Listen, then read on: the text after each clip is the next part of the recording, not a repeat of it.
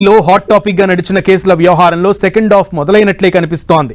తాజాగా అక్రమ సున్నపురాయి రవాణాలో మాజీ మంత్రి కాకాణి గోవర్ధన్ రెడ్డిపై కేసు నమోదైన సంగతి తెలిసిన విషయమే.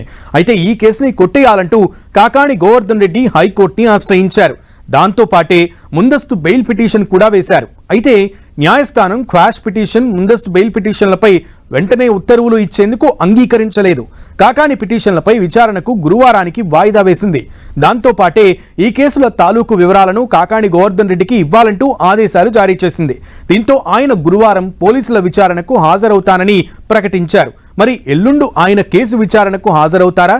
నెక్స్ట్ ఏం జరగబోతోంది?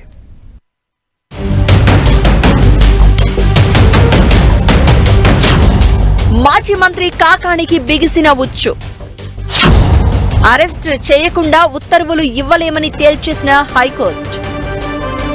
ఏపీ మాజీ మంత్రి వైఎస్ఆర్సీపీ నేత కాకాణి గోవర్ధన్ రెడ్డిపై నమోదైన కేసులో ఆయనకి హైకోర్టు ఎలాంటి రిలీఫ్ ఇవ్వలేదు.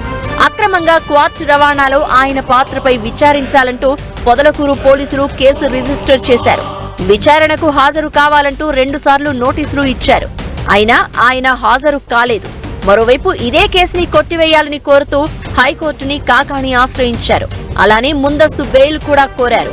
ఈ సందర్భంగా ప్రభుత్వం తరపున లాయర్ విచారణకు కాకాణి హాజరు కావడం లేదు అనే విషయాన్ని తీసుకురాగా కోర్టు కేసు విచారణపై మధ్యంతర ఉత్తర్వులు ఇవ్వలేమని స్పష్టం చేసింది. అలానే కేసు విచారణ గురువారానికి వాయిదా వేసింది.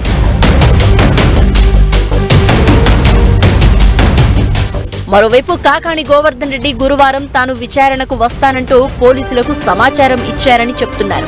ఈ కేసులో కాకాణి A4గా ఉన్నారు. పోలీసులు 2 సార్లు నోటీసులు ఇచ్చినా కాకాణి సహకరించడం లేదని ప్రభుత్వం హైకోర్టుకు తెలియజేసింది. ఆయనపై SC/ST కేసు కూడా నమోదు చేసినట్టు కోర్టులో మెమో ఫైల్ చేశారు పోలీసులు. దీంతో రాబోయే 2 రోజుల్లో ఏ పరిణామాలు చోటు చేసుకుంటాయో అనే ఉత్కంఠ రాజకీయ వర్గాల్లో ప్రారంభమైంది.